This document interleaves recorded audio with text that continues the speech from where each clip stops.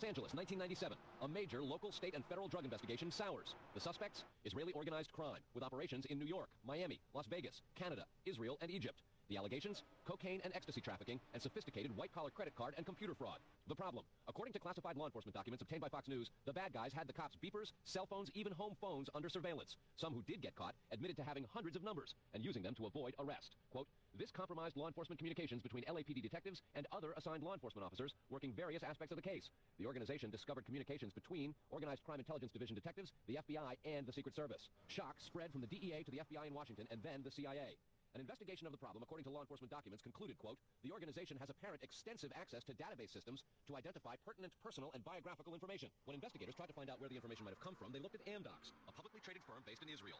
Amdocs generates billing data for virtually every call in America, and they do credit checks. The company denies any leaks, but investigators still fear that the firm's data is getting into the wrong hands. When investigators checked their own wiretapping system for leaks, they grew concerned about potential vulnerabilities in the computers that intercept, record, and store the wiretapped calls. A main contractor is Converse Infosys, which works closely with the Israeli government and under a special grant program is reimbursed for up to 50% of its research and development costs by Israel's Ministry of Industry and Trade.